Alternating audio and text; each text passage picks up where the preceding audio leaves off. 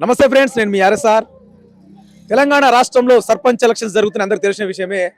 అయితే ఈ రోజు వచ్చేసి మనము సిద్దిపేట జిల్లా ములుగు మండల్ ములుగు గ్రామంలో ఉన్నాము.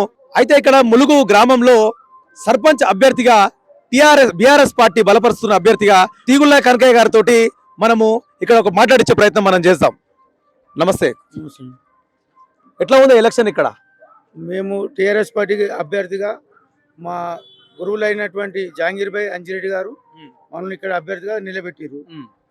అదేవిధంగా 10 సంవత్సరాల నుంచి నేను టీఆర్ఎస్ పార్టీ వార్డు మెంబర్గా 2 టర్ములు చేసినాను. ఊర్లో సమస్యలు అన్నీ నాకు తెలుసు. కొన్ని సమస్యలు మేము తీర్చినాం. ప్రధానంగా ఏం సమస్యలు ఉన్నాయి మీ దగ్గర?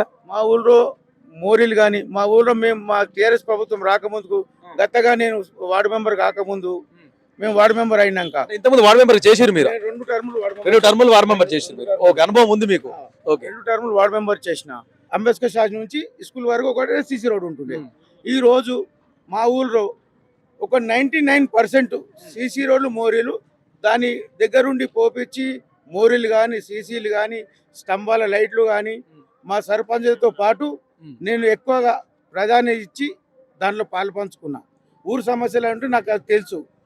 ఒక్కొక్క గల్లీలా కొన్ని వాటర్ సమస్య ఉండే, దానికి మిషన్ భగీరథ ప్రోగ్రామ్ గౌరవనీయులు కేసీఆర్ గారు పెట్టిన ఆ ప్రోగ్రాంలో భాగంగా మేము ప్రతి ఒక్కరి ఇంటికి నల్ల కలెక్షన్ ఇప్పిస్తూ వారు లేని వాళ్ళకు సమస్యలు ఉంటే వాళ్ళ నీళ్ళు ఉంటే ఒకవేళ వాటర్ ట్యాంక్ ఏదైనా పైప్ లైన్ సమస్య వచ్చి పగిలిపోతే ట్యాంకర్ పెట్టి కూడా నీళ్ళు ఇచ్చినాం.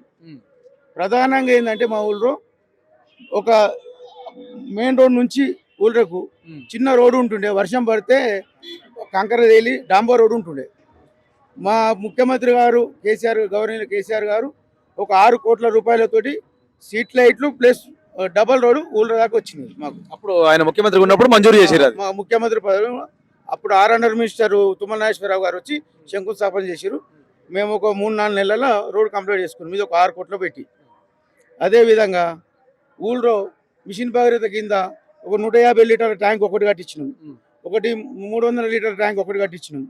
ఇంటింటికి వాటి నీళ్ళు ఇవ్వడానికి 3 లక్షలు 1,00,000 2 వాటర్ ట్యాంకులు కట్టించినాం. ప్రతి ఇంటికి వాటర్ అయితే ఇస్తున్నాం. ఈ రోజు ఎటువంటి వాటర్ ప్రాబ్లం ఇక్కడ ఇచ్చినాం.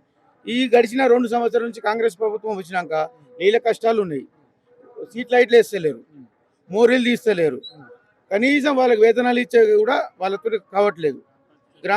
అంటే ఇప్పుడు ఉన్న ప్రజెంట్ కాంగ్రెస్ గవర్నమెంట్ వేతనాలు కూడా ఇవ్వలేకపోతుంది. మోరీలలో కుళ్ళిపోయిన చెత్త చెదారం ఎటువంటి అట్లనే ఉన్నది. సరే, ఇప్పుడు గవర్నమెంట్ మీద మీరు ఆరోపణ చేస్తున్నారు కదా, ఏం పనులు చేస్తలేదని. సరే, ఇప్పుడు మీరు గ్రామ ప్రజలు మీరు గెలిపించిన తర్వాత మరి మీకు ఎట్లా సహకరిస్తారు అనుకుంటారు మళ్ళీ వాళ్ళు కాంగ్రెస్ గవర్నమెంట్? గత కేసీఆర్ ప్రభుత్వంలో ఎంత సుభక్షంగా ఉన్నారో ప్రజలు, అదే విధంగా మేము మా ప్రజలకు అన్ని విధాల సహకారం అందించి మేము అదే విధంగా ముందుకు పోదామనుకుంటున్నాము. మరి ఈ గవర్నమెంట్ సహకరిస్తలేదు అంటారు కదా. ఆ గవర్నమెంట్ చేయకున్నా కానీ మేము కొట్లాడుతాం. మా ఎమ్మెల్యే గారు ఉన్నారు, గజ్వేల్ ఎమ్మెల్యే కేసీఆర్ గారు ఉన్నారు, మాజీ ముఖ్యమంత్రి గారు మా ఎమ్మెల్యే. కాబట్టి మా ఎమ్మెల్యే దగ్గర పోయి మేము అడుగుతాము. వీళ్ళకు కాంగ్రెస్ వాళ్ళకి ఏంటంటే మా ఎమ్మెల్యే దగ్గరికి పోనీకి చేతన అవ్వడం లేదు, మాట్లాడుకొని వీలు అవ్వడం లేదు. మాకు ఉన్నది మా ఎమ్మెల్యే కాబట్టి మేము ఖచ్చితంగా పోతాం. మా ఎమ్మెల్యే ఫండ్స్ కానీ మేము అన్ని విధాల నిధులు తీసుకొచ్చి మా ఊరిని డెవలప్ చేసుకోనికి మేము ముందుంటామని మేము. సరే, మీ గ్రామానికి సంబంధించిన గ్రామాల్లో విద్య కానీ వైద్య కానీ లేకపోతే మీ యువతకైనా మీరు ఏం చేద్దామని అనుకుంటున్నారు? మా ఊళ్ళో ఫస్ట్ ఆఫ్ ఆల్ విద్య గురించి చెప్పండి. నేను చెప్తున్నాను. మా ఊళ్ళో రోడ్డు పైన జూనియర్ కాలేజ్ ఉన్నది. ఆ పిల్లలకు అక్కడ పోయిన వాళ్ళకి డ్రెస్ కోడ్ కావాలి. నేను దాని మీద మా ఎమ్మెల్యే గారితో ఆయన నిధులకి వెళ్ళి ఏమైనా తీసుకొచ్చి మా చేతనైన కాడికి మా సహకారం మా ఊళ్ళో మా పెద్దలు ఉన్నారు. ఎమ్మెల్యే గారి నిధులే కాకుండా మీ సొంతంగా ఏమైనా నిధులు కూడా కేటాయించే అవసరం?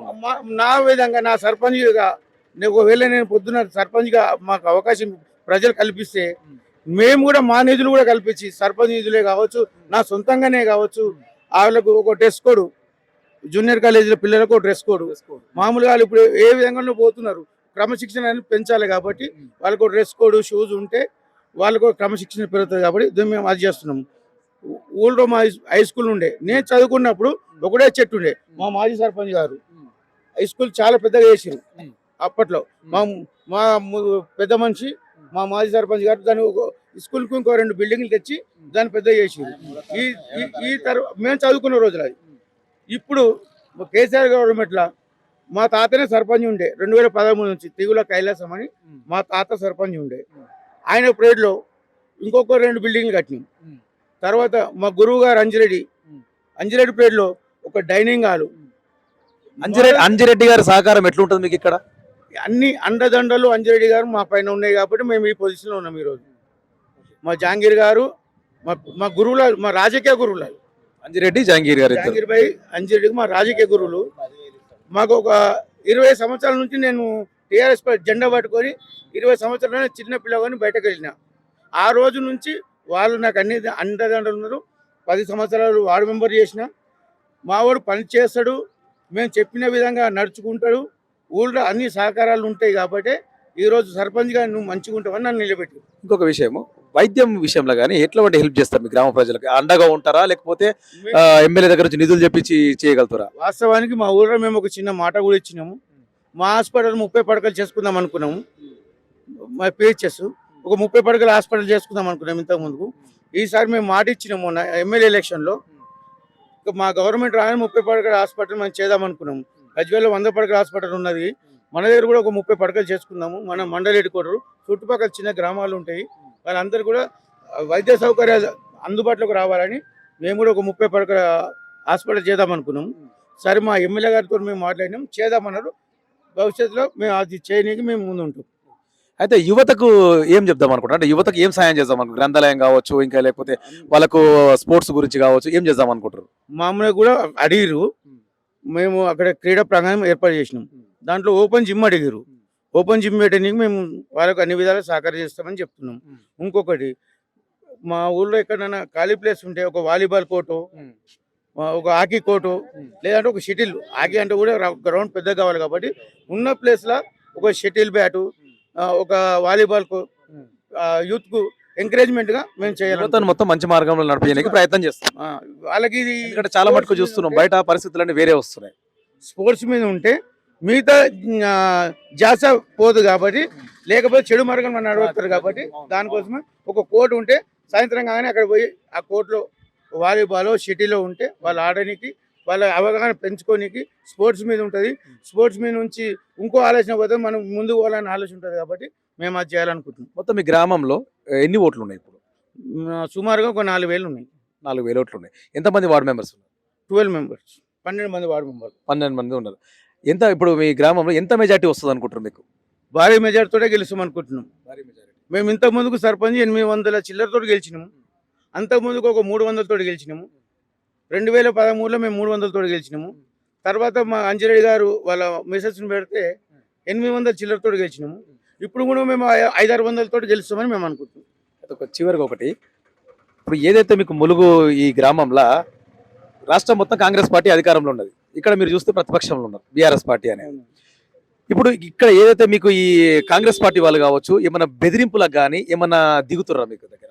బెదిరింపులు వాళ్ళు చేద్దామన్నా కానీ మేము బెదిరిపోయే పరిస్థితుల్లో మేము లేము. మా ఎమ్మెల్యే గారు కేసీఆర్ గారు, ఇక్కడ ముఖ్యమంత్రి ఒక మాట మాట్లాడుతున్నారు, ఓటర్లకు సంబంధించి, విలేజ్ ఓటర్లకు సంబంధించి హాఫ్కు ఫుల్కు ఆశపడవద్దు, కకృతి వాడొద్దు అని మాట్లాడుతుంది మన బహిరంగ సభలో. దాని మీద మేము అటువంటి పరిస్థితుల్లో మేము లేము, భయపడే పరిస్థితులే లేము. మాకు ప్రజలు అండగా ఉన్నారు. ప్రజలు అండ ఉన్నంతసేపు మేము ఏ భయాలకు మేము తలొగ్గేది లేదు. ముఖ్యమంత్రిగా అనవచ్చు, ముఖ్యమంత్రికి అవగాహన లేదు. నాకున్న అవగాహన కూడా ముఖ్యమంత్రి లేదు. నేను 10 సంవత్సరాలు వార్డు మెంబర్ చేసిన, ఆయన ఇప్పటి వరకు కనీసం ఒక మంత్రి పదవి చేయలే. అందుకని ఆయనకు అవగాహన లేదు. నాకు అవగాహన ఉంది, ఊరు సమస్యల మీద నాకు అవగాహన ఉంది. కాంగ్రెస్ గవర్నమెంట్ అధికారంలో పెట్టుకొని ములుగు గ్రామంలో అసలు మీకే ఎందుకు ఇవ్వాలి అధికారం? ప్రజలు మేము చేసినాం కదా, 10 సంవత్సరాలు మా డెవలప్ ఉన్నది. కొన్ని 100 కోట్ల రూపాయలు తెచ్చినాం మేము, 100 కోట్ల రూపాయలు. ఇక్కడ నుంచి ఆర్వీఎం వరకు ఒక బీటీ రోడ్ వేసినాం మేము, 7 కోట్ల రూపాయలు అది ఒక బీటీ రోడ్. ఇప్పుడు రూలింగ్ పార్టీ కాంగ్రెస్ గవర్నమెంట్ అని మీరు అంటున్నారు, వాస్తవమే. కానీ వ్యక్తి మీద ఆధారపడి ఓటేస్తారు జనం. గుంజుకుంటే అయ్యారు, లంచం ఇస్తే అయ్యారు, డబ్బులు ఇస్తే అయ్యారు. ముఖ్యమంత్రి ఏమో మరి అంత ఘోరంగా మాట్లాడుతున్నాడు, హాఫ్ ఫుల్ కకృతి వాడకూరే. ఎవరి అవసరం పూర్తి వాళ్ళు మాట్లాడతారు. ఇది ఉన్న సమాజమే అటువంటిది. ముఖ్యమంత్రికి అవగాహన లేదు. గవర్నమెంట్ ఏ గవర్నమెంట్ ఉన్నా ఆయనకు దోషింది మాట్లాడతారు, మనం కాదనలేము. కానీ ఇక్కడ జనం ఏం చేస్తారంటే వ్యక్తి మీద ఆధారపడి, లోకల్ బాడీ కాబట్టి వ్యక్తి మీద ఆధారపడి ఓట్లేస్తారు. వాడు మంచోడా చెడ్డోడా, రేపు చేస్తాడా చెయ్యడా అని ఆధారపడి చేస్తారు. ఆయననే చేయాలి, రూలింగ్ అని ఏం లేదు. ఎన్ని దాదాపు ఇప్పటి వరకు ఈ ములుగు గ్రామంలో మీకు ఇంతకు ముందు ఎంత ఫండ్ రిలీజ్ అయినాయి? మామూలుగా ముఖ్యమంత్రి కేసీఆర్, గౌరవనీయులు ముఖ్యమంత్రి కేసీఆర్ గారు ఉన్నప్పుడు, మాజీ ముఖ్యమంత్రి గారు మా దగ్గర మినిమంగా ఒక 35-40 3,000 చిల్లర కోట్ల పైసలు అయినాయి. 3,000 కోట్లు పైచిలుకు పైచిలుకు ములుగు మండలానికి. ములుగు మండలానికి. దాని గ్రామానికి మా గ్రామానికి దగ్గర ఒక 60 నుంచి 70 కోట్ల రూపాయలు వచ్చింది. 60 నుంచి 70 కోట్ల రూపాయలు. ఇదంతా డెవలప్మెంట్ అదే. అదే ఊరిలో ఒక మోరి లేకుండే, ఒక సీసీ లేకుండే, సీట్ లై లేకుండే.